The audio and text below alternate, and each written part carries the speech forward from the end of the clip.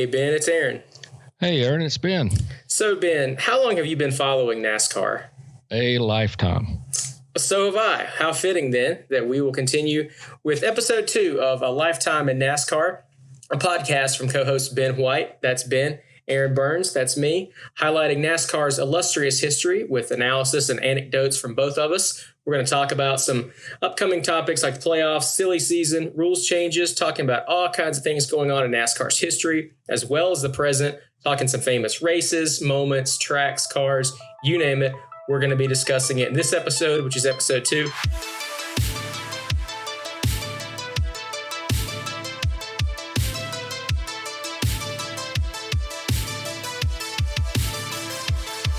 To kick things off, Ben, I just kind of touched on silly season there. It's one of the most unique names for any off-season in professional sports. How did it get its name, and what do you remember about this?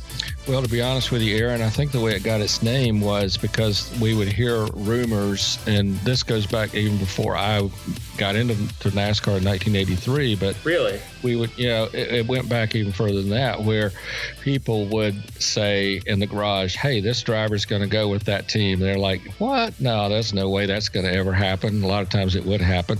Or if a driver would say, "Absolutely not, man. I'm not driving that car. I know you read that in the paper, but it's not happening." Well, 4 weeks later, this guy would end up in the car. So the way the silly season idea was, it was just like you'd hear some of the outlandish, craziest things that, you'd think, well, that's not going to happen. And in a lot of cases it would. And certain drivers would team up with certain team owners. And you think, well, they had their clashes in the past, such as they never teamed up, at least not till this point. But say a Richard Childress and a Kyle Busch, for instance. I mean, they've had their run-ins, physical altercations. I was going to say, I think Richard Childress is, I think his fist maybe teamed up with Kyle Busch. I think so, yeah. And it was one of those deals where he looked over at one of his PR folks and said, "Here, hold my watch." And I was like, "Oh, this is not going to be good."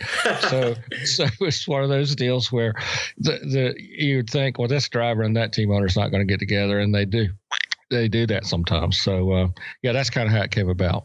It's pretty crazy. And considering the fact that it's been around that long, it's changed so much in the way that they do things too. Nowadays, particularly this offseason, I think is probably unlike any other that we've had. Well, with the pandemic going on, there's been a lot of uncertainty in terms of economic issues with race teams, probably more so in the springtime than in the fall and winter. But that's certainly probably impacted the way they've had to kind of go about this in terms of hiring drivers. And there's also been several big changes this year. Bubba Wallace is leaving Richard Petty Motorsports, where he was for the last several seasons, to go to a new team owned by fellow competitor Denny Hamlin and NBA basketball legend Michael Jordan. We're all very excited to see how that one goes. And then Eric Jones replaces him. Eric Jones coming, of course, from Joe Gibbs Racing, where he's being replaced by Christopher Bell. So a lot of different names moving around. In the 80s, Ben, it seemed like it was very common to see a top driver switch to whoever they thought was the fastest car. I know I've heard before there were times when Junior Johnson kind of courted Dale Earnhardt. It didn't end up happening for whatever reason. What are some of the most memorable moments from the 80s silly season that you recall?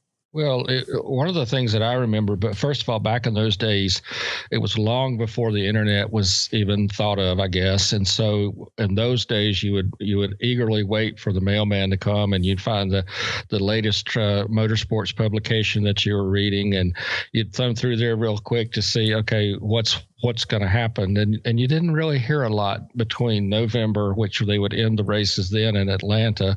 Mm-hmm. And then we would normally go to, say, Riverside, California in mid to late January. And then we move into the Daytona 500, which for many years was the second race of the season. Now it's the season opener.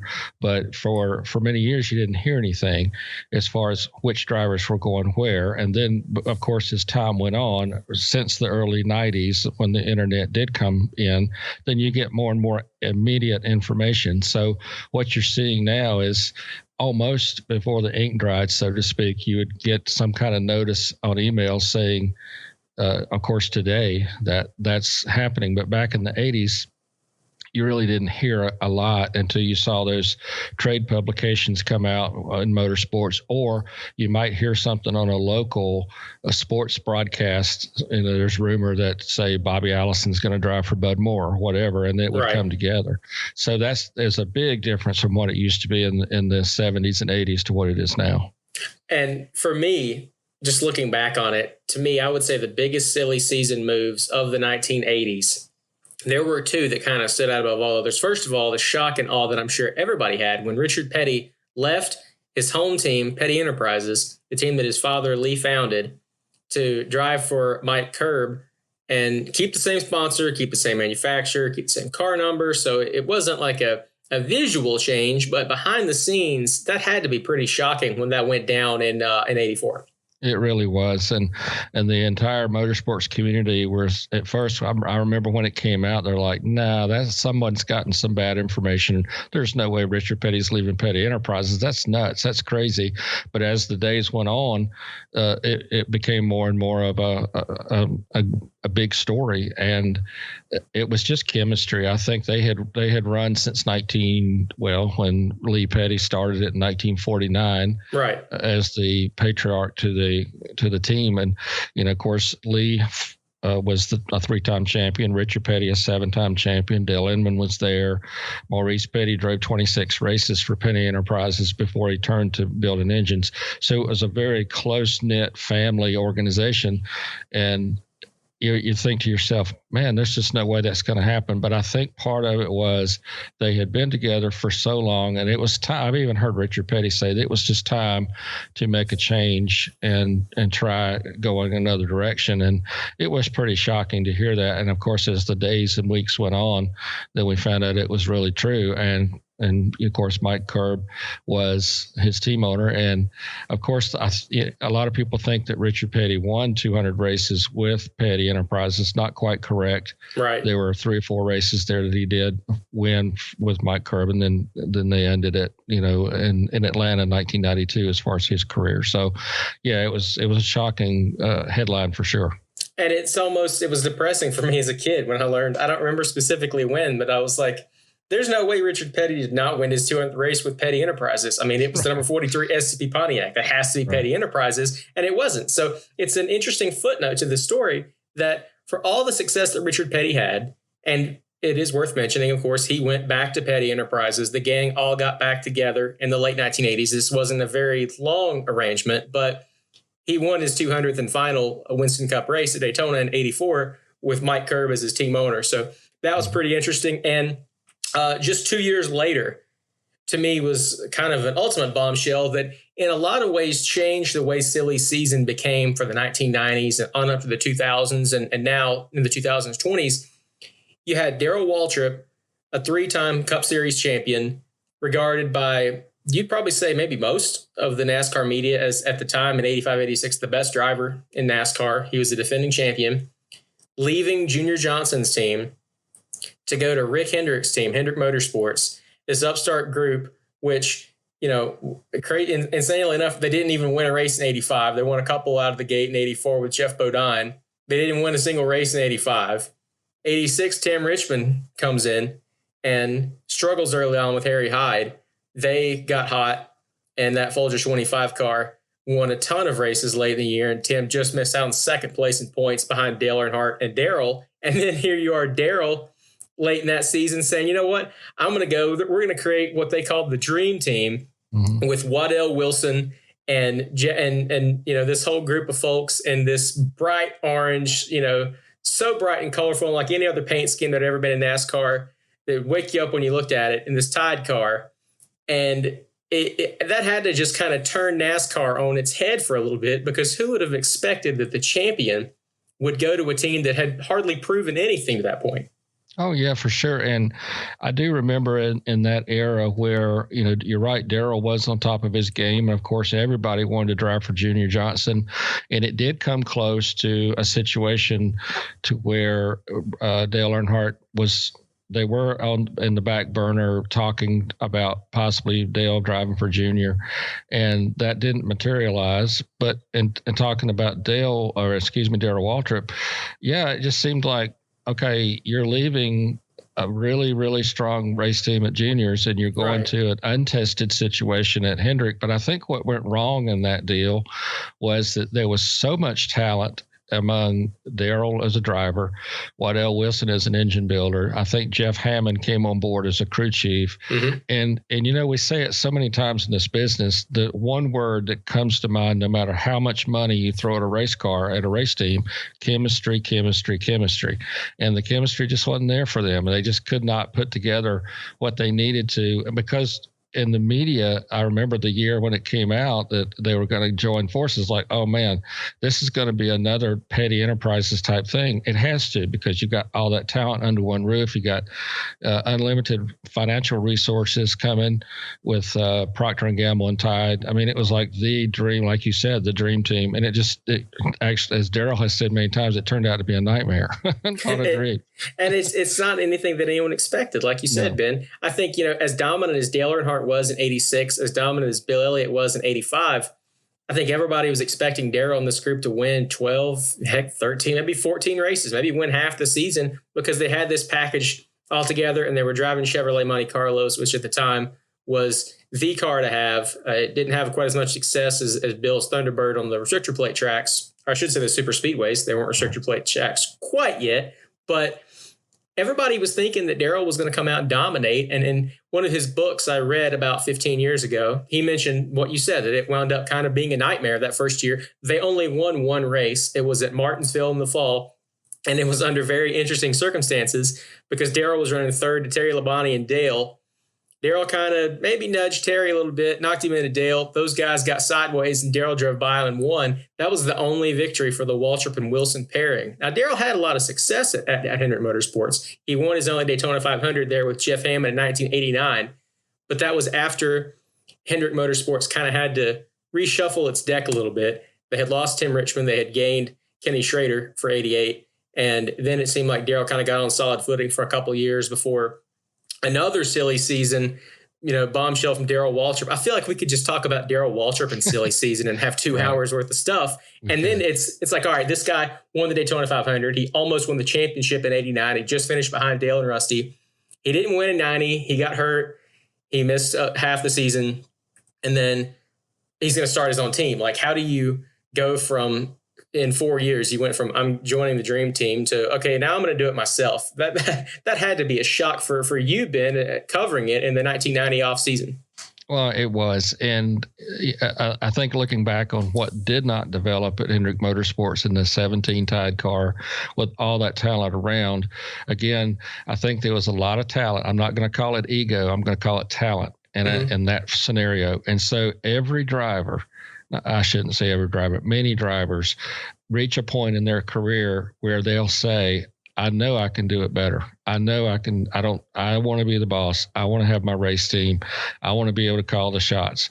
We've seen it happen when Ricky Rudd started his team. We saw it with Darrell's team. We've seen it with, and of course, Alan Kowicki. And he was the only one that was truly successful at being an owner driver because he won the 1992 championship, of course, putting that together. But so many drivers have wanted to run their show because they don't want someone telling them, okay, you need to drive a certain way or you need to do this a certain way.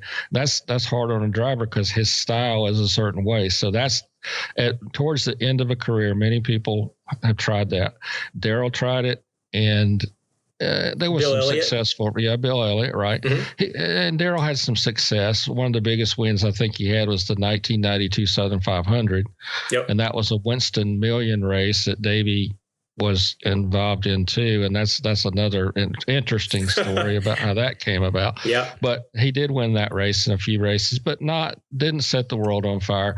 And I think if you were to ask Darrell today, and you might ask Ricky the same question, was that a smart move to do that? And it's pretty difficult to be the driver and the team owner because you're wearing so many hats. It's so hard to make a successful situation. And again, Alan Kowicki was the one driver that pulled it off. Not too many people have. I think one of the problems for these guys who did it, and I'll leave Alan out of this because he won the title in 92, but it's kind of the case with him because remember, he turned down Junior Johnson advances as well. But with Ricky Rudd, Darrell Waltrip, and Bill Elliott, the three that really kind of come to mind for me, I think all three of those guys had raced in the late 70s, early 80s. In Bill and Ricky's cases, they were kind of coming on the scene at that point. But when you look at the late 70s, early 80s, Richard Childress did his own thing. Mm-hmm. And Richard Childress became one of the most successful owners in NASCAR history. And at that time, when Darrell's making this decision, Richard Childress is running the Cup Series championship team. So Darrell's kind of thinking, and I'm guessing this, but it seems to me Darrell's probably approaching it from a perspective of, well, if RC can do it, I can do it. Mm-hmm. And then Ricky Rudd, replacing Darrell in the Tide sponsored car for Hendrick, goes off and does the same thing a couple of years later. Bill Elliott does it in 95. The problem with these guys making this decision, to me, I agree with you in the sense that they still had the skill. They could all get it done. If you put Bill Elliott in Jeff Gordon's car, he'd have won 10 races too. I do believe that. Bill still absolutely could do it in the mid-1990s. But the problem with running those teams themselves also was that the mid-1990s, the early to mid-90s was when you were getting into the era of engineering, of no longer were you just adjusting the air of the car by beating the spoiler back.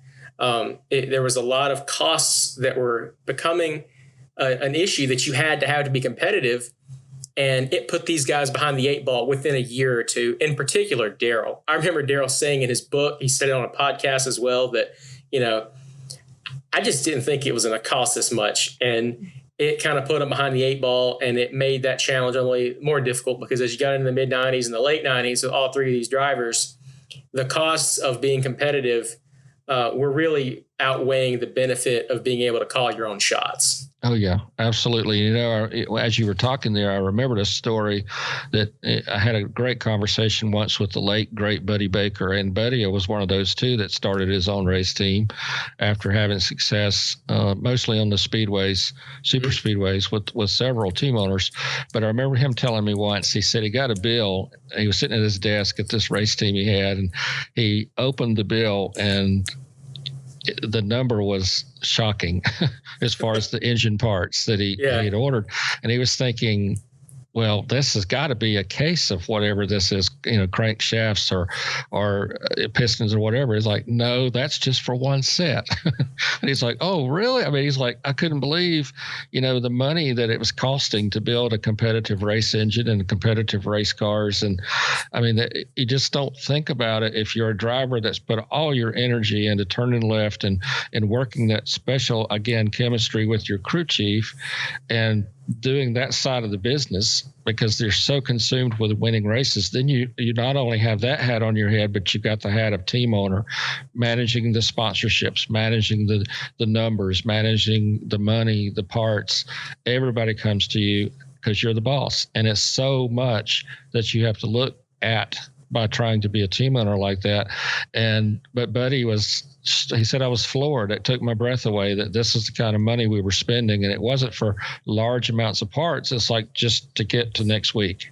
And it was quite an education, he said, for him. He had no idea it was going to cost. And you're right, because of the engineering aspects, because of the specialization of what was going on in the sport at the time, then, you had to have this specialist and that specialist and this and that. Before you know it, a lot of people were under your roof requiring, nice salaries on top of all the other. So yeah, it was a lot of changes going on then. And we've talked all about the negatives of doing this. There obviously are some positives. Otherwise, we wouldn't have one of NASCAR's current top drivers trying this with Denny Hamlin. It remains to be seen how much involvement Denny's going to have in terms of running the day-to-day situation with 2311 Racing, with himself and Michael Jordan.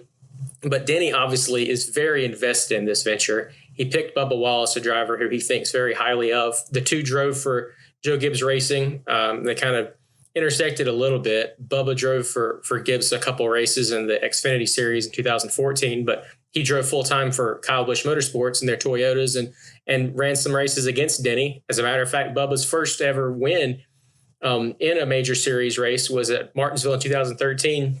And I was there for that race. And Denny was in that race. He was his teammate driving the 51 truck. So, they have a history together. They definitely had their run-ins. Bubba's colorful way of describing Denny's aggression there at the end of the Daytona 500 in 2018. Mm-hmm. I think a lot of people remember that. But, these guys also have a history. They played golf together. They played basketball together. They do have a friendship. And more importantly than that, they have a mutual respect that takes any frustration in the past out of play, because Denny Hamlin wants to win at whatever he does. And being a team owner, he's going to have to be focused on some of these things while still competing for his first championship. And I think the best way he could do that was pick who he thought was the total package in terms of marketing and driving potential, and that's Bubba Wallace. So it's going to be really exciting to see how he does in that. Both those guys are pretty good short track racers, and I think as the season goes on, I think you're going to see the 23 Toyota run pretty darn well. I don't know that it's going to win right out of the gate because we're just not sure where they're going to be, but I think they've got a lot of the pieces in place that can help that team be very competitive, and that starts with the owner, Denny Hamlin. So it's going to be very interesting to see how that goes. As far as you mentioning Buddy Baker is a good driver to transition into something I wanted to talk about, and a place that's pretty special to me. That's our track of the week, and it is North Wilkesboro Speedway in the metropolis of North Wilkesboro, North Carolina. Ben, you've watched numerous races there. What are some of your favorite memories of North Wilkesboro? Well, I'll tell you what, Aaron, I've got one that I still laugh about. And this is, I want to say probably early 90s. I mean, I had been covering races at Wilkesboro since 1983 from where my local newspaper, the Lexington Dispatch, Lexington, North Carolina, in relation to Wilkesboro, not even an hour up the road. So I would always go to Wilkesboro. Mm-hmm. It's such a great racetrack. I mean, all the time had some incredible races there. But the one thing I do remember the most, and I'm not sure if I can say this, I guess I can, but when as a media member, you had a choice when you got there in the press box from local folks that you could either have a bag of green apples or you can have a little small pint of moonshine. You could have either one as a media member. There's no way anybody chose the apples, right? There's no way. No, there's not. I was going to say that at the end of the day, there was a lot of apples left over, of course, on the counter. But it was interesting. I guess it's the best way to put that. We weren't selling it, of course, but I don't know the whole story behind why I was up there. But it was interesting because, and talking about Wilkesboro, that's exactly why the track was built, because there were so many bets going on between moonshiners in Wilkes County as to which car and which driver was the best. So a gentleman by the name of Enoch Staley, and he had a couple of partners. One guy was named Lawson Curry, and two others, Jack Combs and Charlie Combs. They said, well, by gosh, we'll just see. And so they put together this half-mile racetrack, which was originally dirt. And it started, they built it in 1946. NASCAR ran a modified race there on May 18th, 1947. And then, of course, the first Cup race was, I believe, the NASCAR race was May 17th, or May 18th, 1947. So it was one of those deals where these guys just had to find out exactly who was the very best. And that's how the racetrack got started. And they had many, many incredible wins there for so many drivers. And it was so sad to see it close in 1996. And you mentioned the Combs boys. Those guys were forerunners to Rodney Combs, who was a NASCAR competitor in the 1980s and early 1990s as well. And we would be remiss as to not give a huge shout out to the late, great Junior Johnson, who, whether it be as a driver, but most especially as a team owner, his shop being right there in Wilkesboro, him being the local boy, certainly the most dominant team owner at North Wilkesboro. When you drove for Junior Johnson, as Cale Yarborough and Darrell Waltrip have said, you just checked off the two Wilkesboro races as wins. And if you didn't win at North Wilkesboro, you better have a really good reason, because Junior expected to win every time he went there. And throughout the 1970s and 1980s, if the NASCAR Winston Cup Series schedule was the bingo board, North Wilkesboro was the free space for Junior Johnson's team. Yes, sir. And there was times, I know Cale has said this and Daryl both, they would forego going to testing at other racetracks to test at Wilkesboro, because that was the track, and you were required when you signed the dotted line, so to speak, to win at Wilkesboro. It was just like, well, there's no one else that's going to win. It's going to be Junior Johnson. But I want to correct something I said a minute ago, Aaron. At North Wilkesboro, the first cup race there was October 16th, 1949.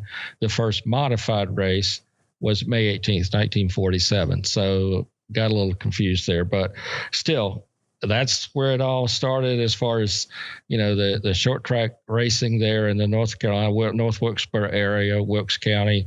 And, man, I tell you what, it was such a great racetrack to go to. It was so much fun. The first time I actually went there I was probably about 13 or 14 years old, went there with a friend.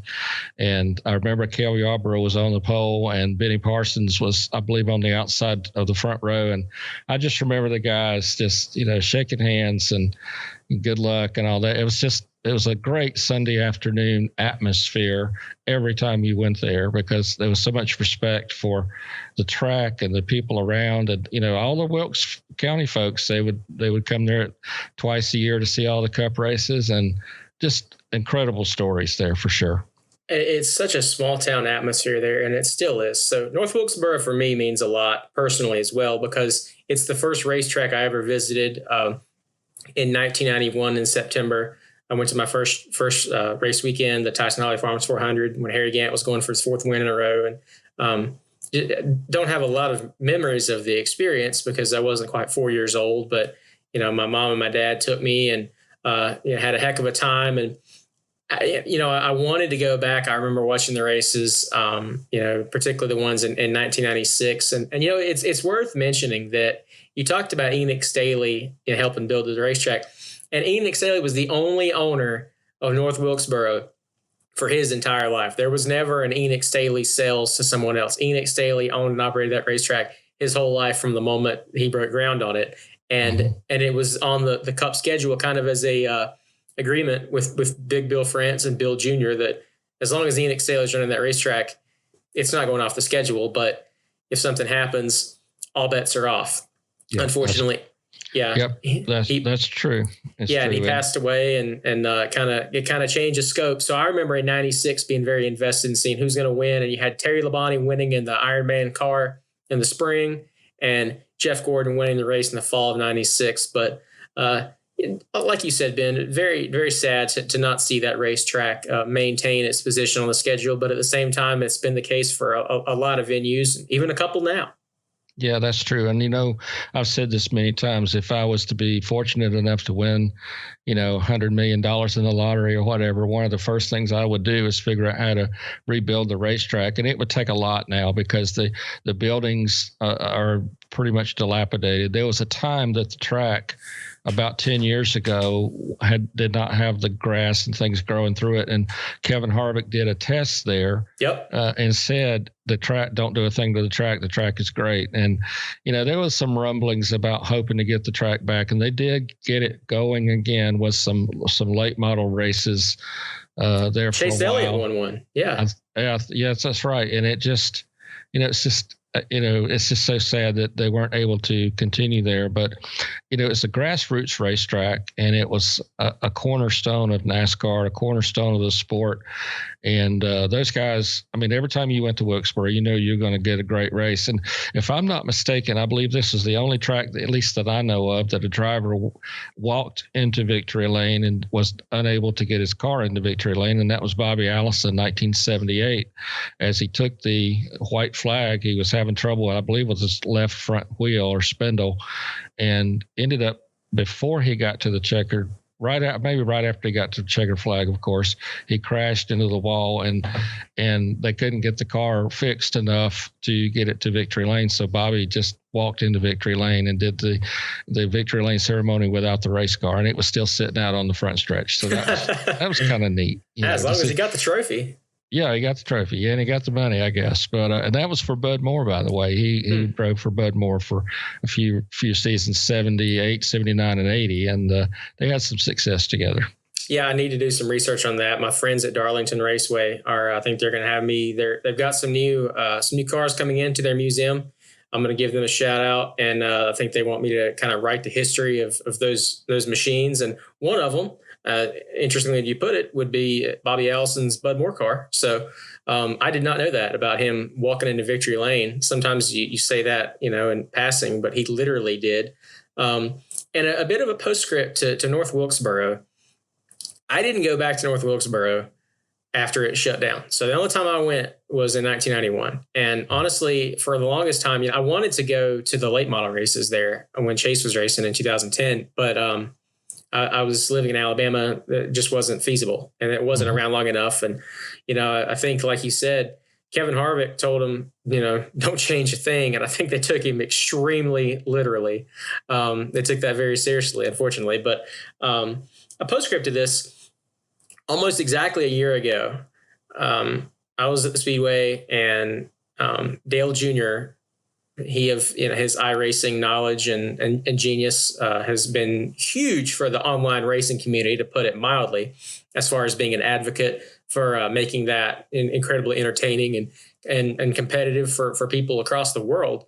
So last year, Dale Jr. recognized that North Wilkesboro, a place where he'd raced late models in the 90s, was, as you said, Ben, dilapidated. It was run down. Grass was growing through the asphalt on the track surface. The buildings were beyond disrepair. But he wanted to find a way to make this place live forever. And the best way to do that was to get it scanned on iRacing so everybody could race it. Now, there's one big problem. The way iRacing does its laser scanning, it is very intensive on the surface, so it wouldn't work if there's a bunch of grass growing through it. So he talked to Marcus Smith, the boss at Speedway Motorsports, about getting some of his staff, in particular the operations departments of Charlotte Motor Speedway and I believe Bristol Motor Speedway. And I was one of the fortunate few. I went just to kind of take pictures and document this event. We went to North Wilkesboro and met there at either 7 or 8 o'clock in the morning one Tuesday last December 2019. It was really cold. It was like 35 degrees. It was raining. It was awful weather, but it was such a cool experience to go back to this racetrack. And for those of you who are listening who've never been to North Wilkesboro, Ben and I talk about this track. It's this old short track. It's in the South. It's got a ton of history. It's kind of flat, but you're really going up and down a hill in the straight. So maybe you're thinking in your mind, oh, maybe it's kind of like Martinsville. Well, the first time I went to Martinsville, it did give me a little bit of vibes from North Wilkesboro. But to accurately put into words what this place is like, you are driving through a neighborhood. This isn't on the interstate getting off and you're at this massive Daytona or Charlotte Motor Speedway or Indianapolis and Speedway, Indiana. You are driving in a mountain town in North Carolina, and you are, honest to God, I thought it was like pulling into somebody's driveway, but I was following the directions. That's true. All you see is a house and some grass. You could pull in there and think that somebody's just kind of made a wrong turn and is making a U-turn. But then you go down farther and there's this little ticket building. Mm-hmm. And then there's the Winston Cup Series sign that you can still see. And you're not near North Wilkesboro. You're there. That's it. You are at the racetrack. That everybody who went to that race, if they had to pull in there, that is the entrance they took. And so it is grassroots, literally, although it wasn't quite literally after last year. The folks at those operations departments spent a ton of time eliminating all the grass and weeds from the surface, cleaning up that track. And Dale Jr. and some of his buddies with Junior Motorsports, as well as some other drivers as well. I think Chris Buescher and several other guys were there.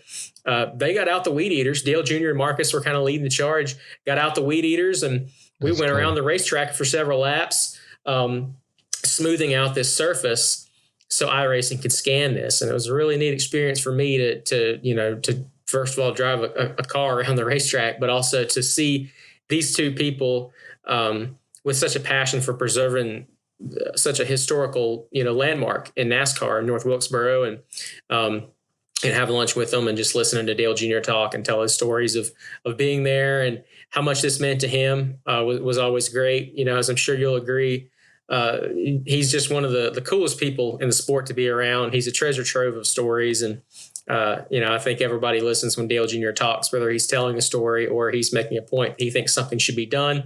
And in that case, it was done. And iRacing, you can now, if you're a member of iRacing, you can compete at North Wilkesboro, as a bunch of my friends do. I need to get my membership back up, and I'll probably get on there too. But it's really cool. It is. And, you know, since you're such a Richard Petty fan, I was going to share this story with you. He shared this with me several years ago. Back in the late 60s, as I believe is when this happened, he was leading the race. Back in those days, you could lead a race, you know, be 4 or 5 laps ahead of the second place guy. So he was just out on a Sunday cruise. And every time he would get towards the start finish line, there was these 3 guys in the infield or in the grandstand. And there was a little small hole in the wall, right close to where the start finish line and that area was. And so every so often he'd come off of turn 4, and these 2 guys, apparently they'd had a little too much to drink, I guess, and they would stick the third guy's head out onto the track. And then when Richard got close, they'd pull him back in. And this went on for, 10 or 12 laps until the police officers and stuff came down there. But he said I would squint my eyes and I would look, and sure enough, there was this guy. They're trying to put the guy through the fence. And then when I got close to him, they yank him back towards the grandstand. And just funny things like that happen. I remember the late Tom Higgins, who worked for the Charlotte Observer. Yep. Told me a story about how there was a guy who was in the field. Junior Johnson was driving the race car then, back in the mid 60s, 1963, 4. And there was a guy in the field that had started the race, and they determined that he was wanted by the Wilkes County Sheriff's Department. Oh, no. So they found out this guy was in the field. So they figured out a way to black flag him and get him to come in. He came in and he, basically made a run for it, and they caught him somewhere outside the racetrack. But it was just stuff like that, this is a down home grassroots sort of racetrack. And I'm not sure what they charged him with, but it was something that they obviously was not what they liked. And so they figured out he was actually driving the race car. And so, so there's all kinds of funny stories like that surround not only Wilkesboro, but I'm sure there's some funny stories that went on at other racetracks. Oh, if those ghosts could talk at that racetrack, there's no question. And they're definitely, for that unfortunate driver, whoever he was, man, that, getting black flag now and serving a pass-through penalty, that's not nearly as bad as getting black flagged and pulling in and getting arrested. Yeah, let's hope that doesn't happen again. True. This is, keep in mind for the new fan, these are some of the early days of NASCAR. Let's put it that way, when we were still a fledgling sport, and some of the guys not nearly as professional as today. But the racing was great. I got to say that. But absolutely. Yeah, but it was just a fun era where, there was a lot of funny stories and things like that I still love to tell, especially the one about Richard Petty and the 3 guys that were putting the buddy through the fence. And let's be fair, I don't think they were trying to hurt him. They were just trying to scare him a little bit. I'm sure they did a really good job. Yeah, until the sheriff's department got there and told them they need to either sit down or leave the track. So, things like that happen. And you compare that now. So when I was a kid, I'd go, at Charlotte, you could go walk right down to the fence, and you could sit there and watch the race if you wanted, but we would go, and my dad would take pictures of the cars I wanted him to take pictures of, and I'm sure others as well. And we did that from 92 through 97. So we went down to the fence, and when Tony Stewart was driving for Team Menard in IndyCar, he did an exhibition before the Winston in 97, kind of promoting the inaugural Visionaire 500 they were going to run. I think it was a couple weeks or maybe a month later at Charlotte. And so they had Stewart drive his IndyCar around the track. And that was such a thrill for me. So I'm like telling my dad, we got to go get pictures of this. We got to get right up against the fence and see this. This is so cool that an IndyCar is racing at Charlotte Motor Speedway. And then an IndyCar is even racing in the Southeast at all is pretty impressive. But then, so I didn't know throughout college that you couldn't do this anymore. So I went with one of my fraternity brothers, one of my best friends, to a then nationwide series race, 2010, 2011, and wanted to go down to the fence and take pictures of the cars. As they're on the grid, they're not even on the pace lap. So I start to walk down there. And the security person's like, "What are you doing?" I was like, "I'm going to go take a couple pictures." And they're like, "You can't do that." I was like, "Well, why not?" They're like, "That's not allowed anymore. It hasn't been allowed for years now." And I was like, I'm sorry. I really didn't know. I wasn't trying to cause trouble or anything. And, the lady kind of laughed, and I was like, I really didn't know you couldn't do that anymore. So compare that with, we joke about NASCAR drivers and access being a little bit more difficult now than it was in the past. But compare that with, being allowed to stick your head through the fence during a race, and then, what was it, like 4 or 5 years ago, there was the guy at Richmond that climbed the fence during the race, Yeah, maybe we still do have that short track influence, and that's probably not the influence you want, but my gosh. So, of course, and let's not forget 1991 or 92, when the gentleman who decided he was going to bet his friend at Pocono that he could cross the racetrack during the race, and had the leaders, Kyle Petty and Davey Allison, coming at him, and he did make it across the fence. I feel confident, though, that he spent a little bit of time in lockup, maybe in lockup, maybe in the Pocono County Jail up there. But and I remember Kyle and Davey saying, "What the heck? I mean, here's a guy. Am I really seeing what I'm seeing?" And they were. Yeah. And the guy just said, "Hey, I'll bet you $50 I can cross the track before the cars come." Well, that didn't work out. Fortunately, worked out better than it could have. Let's put it that way. But it didn't work out very well for him. I think he did spend a few, many months in jail. I'm not sure. I think if he was going to do that, he probably should ask for a lot more than $50, because I highly doubt $50 paid his bail. I don't think it did either. And I would think, nah, you're a little bit crazy, and I don't believe we need to be doing this. No question. Yeah, there's a lot of stuff out there, man. I'm telling you, not as much today. Believe me, it's very very well orchestrated now as far as security and those it's types safer. Of things. Yeah, it is safer. So, speaking of those races from the 1990s, you got to talk about one of the guys who was a superstar in the 90s. He didn't win a championship in the 90s. He won his only championship in 1989, and he was the driver of the 2 car. So, this being episode 2 of A Lifetime in NASCAR, may as well talk about some of the notable drivers who drove the 2 car. Rusty Wallace is probably at the top. Bobby Allison, Brad Keselowski. When you think of the number 2 car, Ben, who do you think of?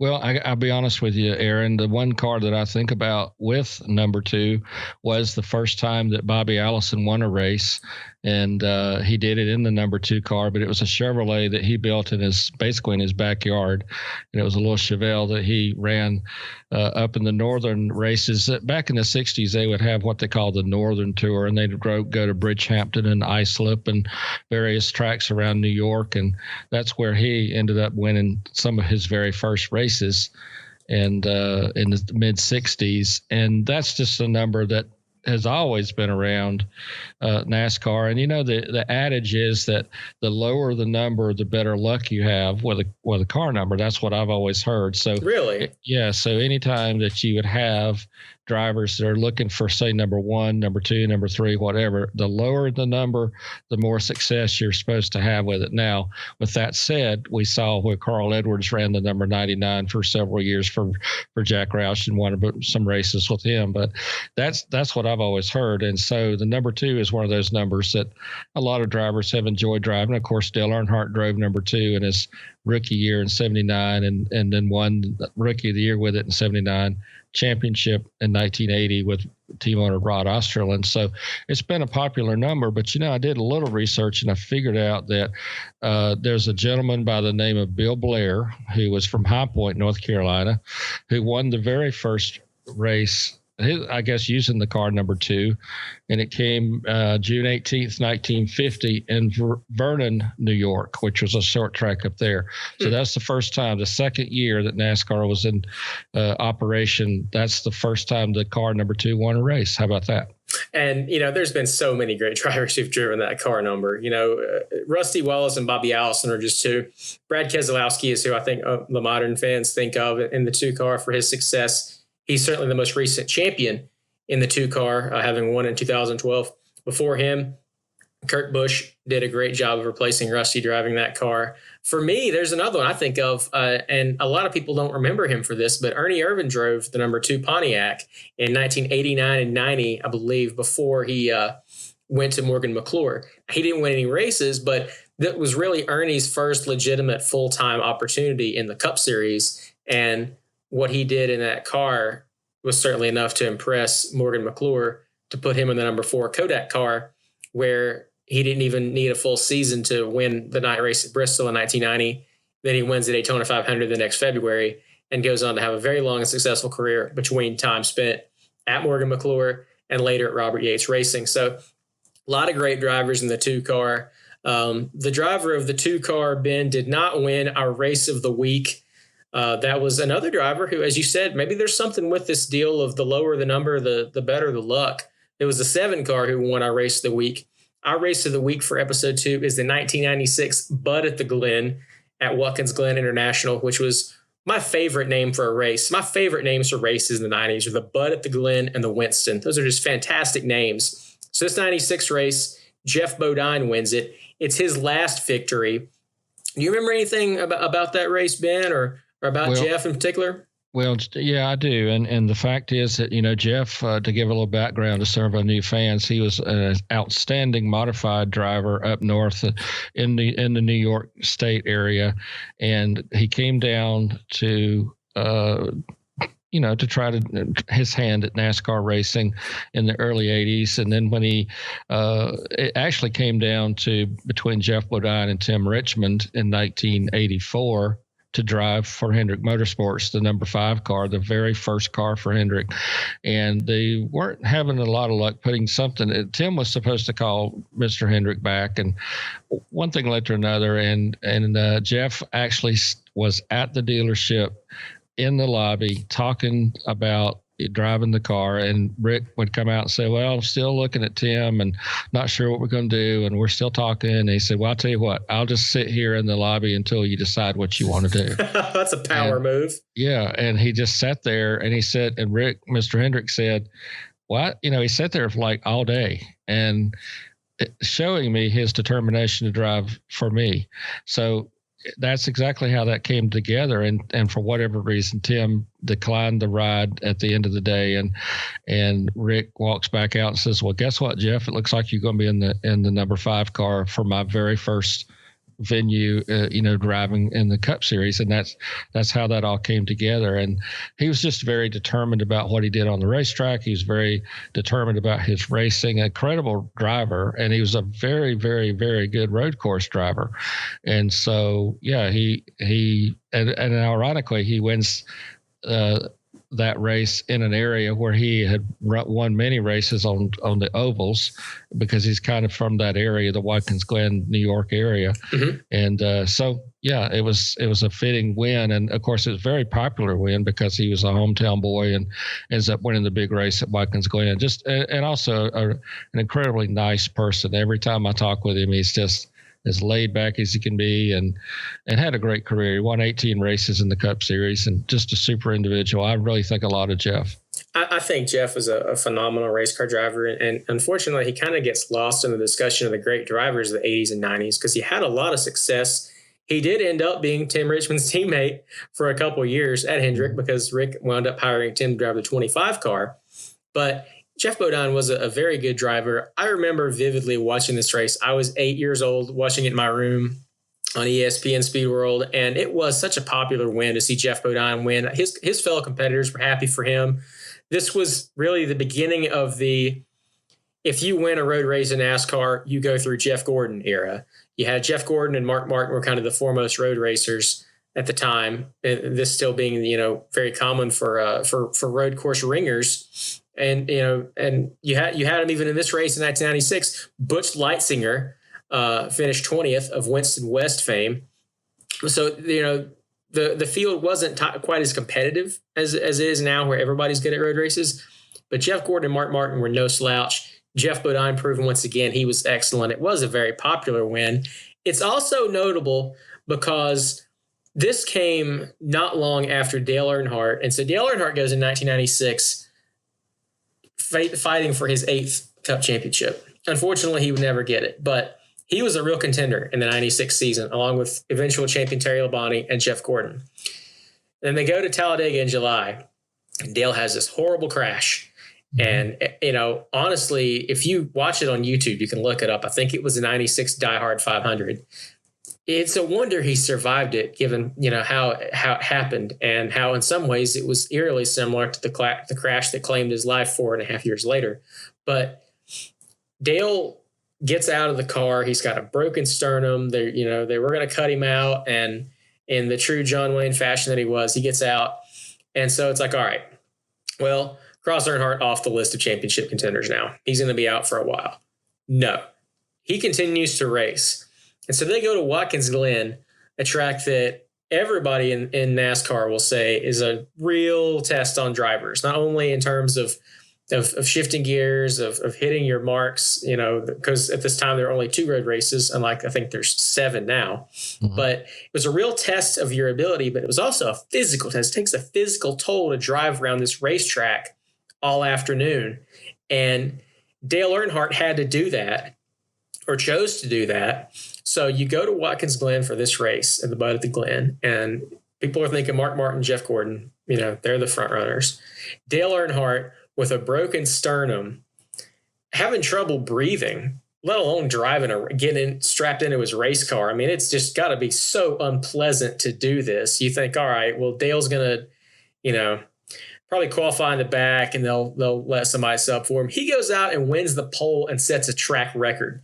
It was an incredible moment of strength from Dale Earnhardt. And while he never won a race at Watkins Glen, that performance in qualifying was one of the most incredible things I think a NASCAR driver has ever done.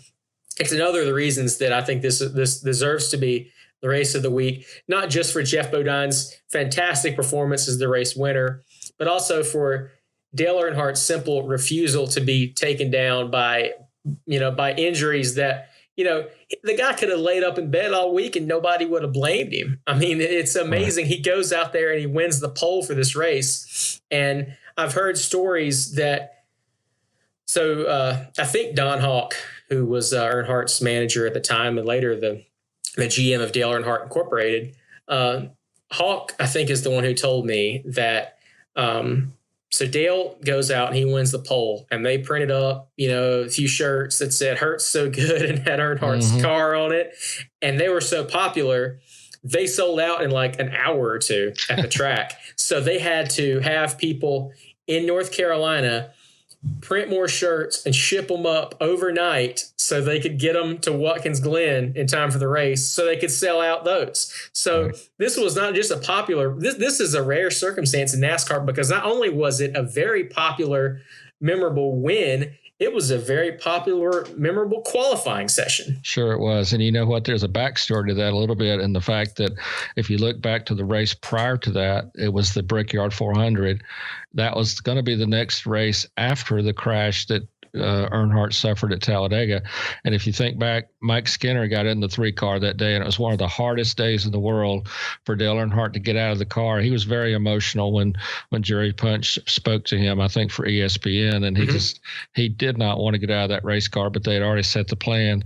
So I think when he got to Wilkesboro, he was like, okay, that's the first time I've had to get out of a car in a long time, maybe dating back to Pocono in 1982 when he crashed with Tim Richmond and broke his kneecap, and that put him out for a while. So that was the first time he was out of the 3 car ever. And so it's kind of worked on his psyche a little bit. It's like, I've got to get back and show people that I'm good to get the job done. And that's how I know that had to be a motivating factor for winning the pole. And then if you think about Jeff Bodine driving the 7 car, as we opened the broadcast here, we're talking about team owner, driver owners. Well, that was his car that he won the race in. It happened to be the last win of his career. So that's a great point. Yeah, so it was just one of those. What a great way for if you're going to go out and you're never going to win again. What a great way to do it if you're going to win in your own race car at your home track at Watkins Glen, a road course that you're so good at. So had a great Cinderella feel for that weekend. I remember that, and it's so nice when you have those types of feel good stories when you're a writer that you can share all that emotion in your words. And it's not just like, well, this guy started from the pole and he led every lap and he won the race. Okay, not a lot of drama there, but if you got Earnhardt winning the pole, and you've got Jeff Bodine winning his final race, which ended up being his final race in the 7 car.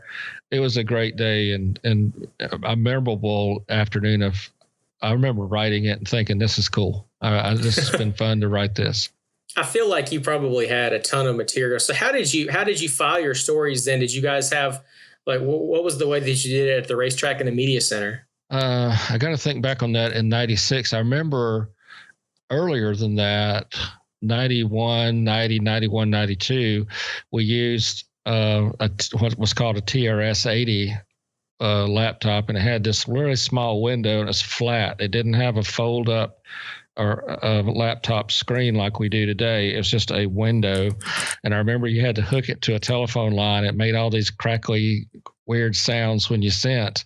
But the one thing you're talking about, Ernie Irvan, when I was working for NASCAR Scene and Illustrated, I remember I wrote a really long piece on Ernie Irvan, his career, where he was going all these things using one of those computers. And what you normally had to do is you've written your story, and the next thing you do is you just bow your head and you pray. Because when you hit that button, one of two things was going to happen. Either it was going to send through all those crickly phone lines, sounds, and the editor gets it, or you weren't going to get anything and it was going to wipe out your story. And so ironically, I wrote that story 3 different times because I kept losing it. And the third, I actually had the presence of mind after losing it the second time. Prior to sending it, I printed it out. So there you go. I mean, okay, let's use your noodle here a little bit. But yeah, it was really tough. I was trying to think. We were sort of moving into the laptop era then, but they weren't nearly as good as what we have today. There was a lot of quirks to them, and we were sort of in that laptop. Actually, to be honest with you, in the offices we had the big bulky, computers back in those days. Right. You did have the laptops, but nothing as great as what we have today. We're a little bit spoiled with how great these laptops are today. So I'm looking at the TRS-80 right now. Apparently it was $600 when it came out. And so the screen, for people who have never seen a TRS-80, and if you don't feel like Googling it, it looks kind of like if you had a toaster and you put a little screen on it. Yeah. It is very unlike anything I've ever seen. It's almost like a little TV with a little keyboard on it. And oh my gosh, filing a story that had to be something. Yes, there were miracles that happened, and that was when the guy that you're sending it to back at the office actually got it. But yeah, and sadly I'll say this, and I guess it was just a thing we used to call them trash 80s because they were so hard to use. And if take it a step further real quick here, and they had these in that window you're talking about, which measured, I don't know, 3 inches by 10 inches or something like that. And you had to look straight down at it. The lettering in there was like if you took a pen and made a mark and made a mark and made a mark, and then you went down and down and down. It was not like today's very easily read articles or lettering. They were like little stickmen type lettering. So it was, oh my gosh, it was prehistoric. It came over on the Mayflower pretty much. So I had a coworker years ago who was a sports writer for the New Orleans Times-Picayune, and he told me a story about how I was pretty early into my professional journalism career, and he told me a story about how he had covered a high school basketball game in New Orleans, and his name was Cliff Mertens, was a reporter. And Cliff told me that, he was using these kind of computers, I'm pretty sure. And so, the line about not being able to see what you were typing is very valid, because apparently he wrote that somebody made a big shot in the fourth quarter and he just missed on the O. And so that story had a very unfortunate typo. But as we're discussing, these computers and how technology has changed, one driver in particular, there were a few, but one driver in particular, when you started out covering races, he was in the Cup Series. When you went through the TRS 80 era, he was in the Cup Series. When I graduated college and was using a laptop, he was still in the Cup Series. And that's our driver of the week, Mark Martin, who an absolute legend in the sport. Many say he's the best driver ever to not have won a Cup Series championship. I don't even think of Martin and think of not winning a championship. I just think of Mark as being such a remarkable race car driver. What are your thoughts of Mark Martin and the long career he had, Ben? Well, the one thing that comes to mind about Mark was that when he went, let me back up slightly. He learned how to race basically sitting on a very thick phone book because he was a little bit short. He was 14, 15. I remember reading motorsports publications in the mid-'70s, and there's this little kid named Mark Martin, and he was from Arkansas, and he was just setting the world on fire out there. But when you looked at his picture, he looked basically like he was 12 or 13 years old. And he wasn't far from that. I think he told me once that the way he could see out the windshield on some of those late model cars was that his dad they owned a trucking company, and they went in the office and got some phone books, and he sat on the phone books to see how to get out, to see out the windshield. That's crazy. A true story. Yeah. And so as he grew, of course, he continued to run the short tracks around Arkansas. He did try his hand at running the Cup Series in his own car, and it just didn't go well. Again, team owner trying to make it big. A lot of money being spent, not a lot of success. And so he sort of sits out of the Cup Series for a few years, not by choice. And then Jack Roush, who had built his name in various other sports car type venues, comes into NASCAR in the Cup Series and says, I'm looking for a driver. So Mark goes to him, or maybe Jack called him, not sure how that developed. But he basically said to Jack, I don't care what you pay me. I don't want to talk about the money. I want to talk about the car and what's going to make it go fast. And we'll talk about the money later.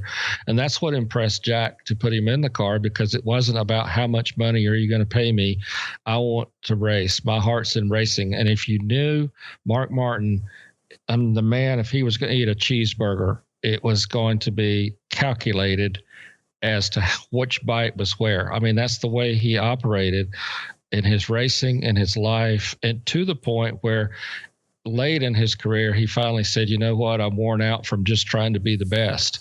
And he was so dedicated to everything, every breath he took, it was about being the best. It was about working out. It was about making the car run great, whatever I can do. But I was impressed with that when he went to work for Jack in 1988. Mm-hmm. They weren't really talking money or contract. It's like, let's get together and figure out what we can do to be successful. The first few races of 88, they didn't do all that well. Actually, the first half of 88, they struggled. But by October 19th, 20th, or something like that of 89, I remember that because October 21st of 89 was our wedding anniversary, and I didn't cover the Rockingham race because I was on my honeymoon, but I read in the paper that Mark Martin had won his first Cup race and went on to win 39 more races. So to that point, you were his bad luck charm. No, I guess so. I should have been there earlier and all that. Yeah. But it was just one of those things that he was so dedicated to winning because he didn't have the success early on. He didn't want to be a second-time failure.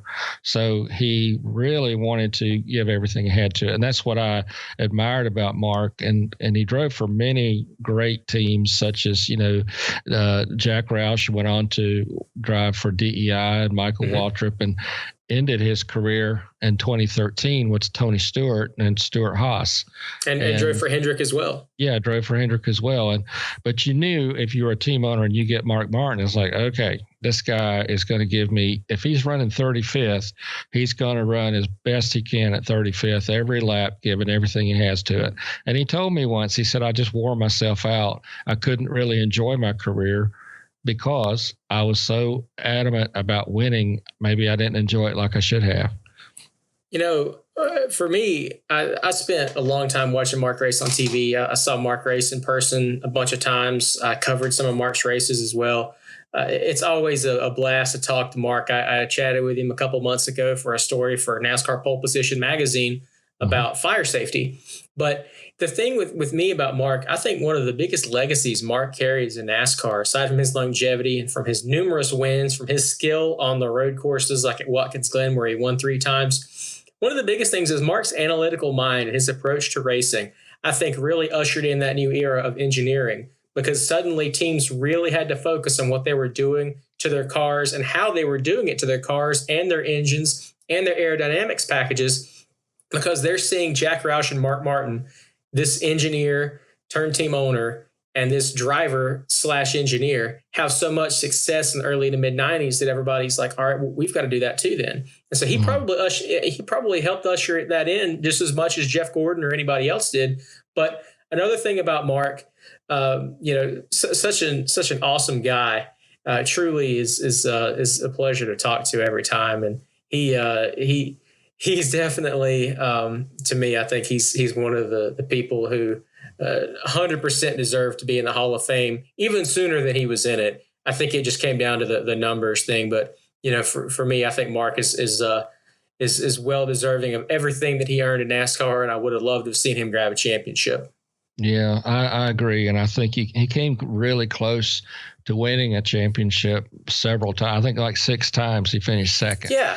And it comes so close. And of course, I think his best shot at winning a championship came in 1990. And Dale Earnhardt ended up winning it. But, if you think back, it was I'll give you a little background here, the coldest race in NASCAR history. It was February of 1990 at Richmond International Raceway at the time, was what it was called. And the high that day was 5 degrees. And I remember being there, and it was one of those days where you had to go out and watch a few laps and come back in because you physically hurt from breathing. It was so cold. And of course, the best seat in the house was in the 40 cars on the field because they had engines and they were the warmest people there. But I'm telling you, man, it was the coldest day.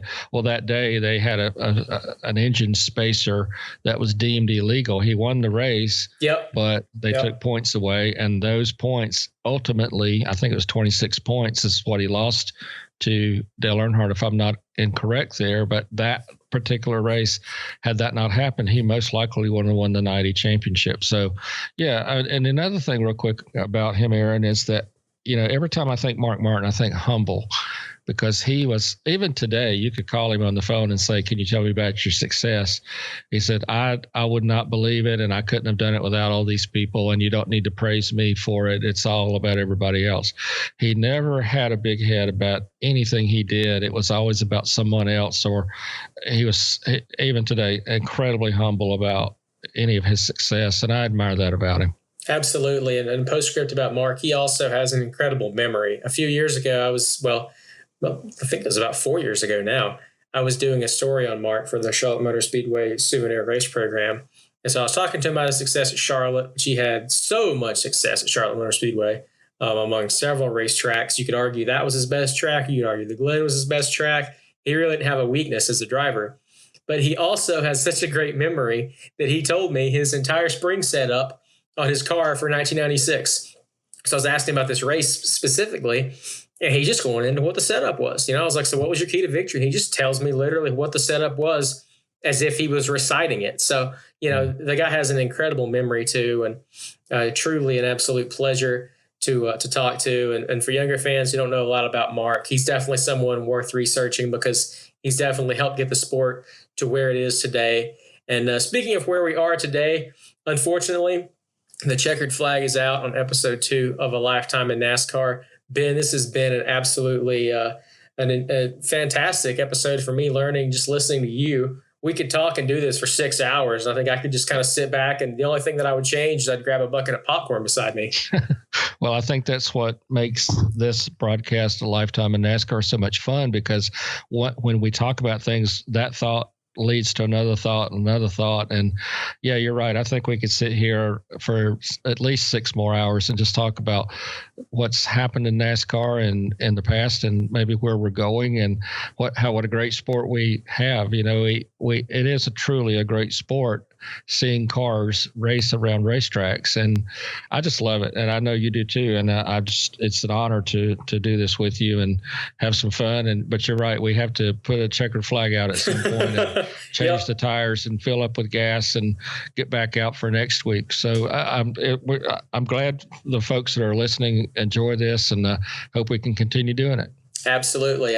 Once again, we'll get ready for episode 3 of A Lifetime in NASCAR, where we'll continue to discuss where the sport's been, all the major players through its history since the 1940s, as well as where it is now in 2020, where it's going to go in the years in the future, and an inside scoop on some more pretty exciting stories and some incredible moments that Ben and I have witnessed, or we've heard stories from those who experienced it firsthand. So until then, thank you so much. We'll get ready for episode 3, and we'll be back with episode 3 faster than Dale Earnhardt can get around Watkins Glen with a broken sternum, which was pretty darn fast. So until then, so long for now. Thanks.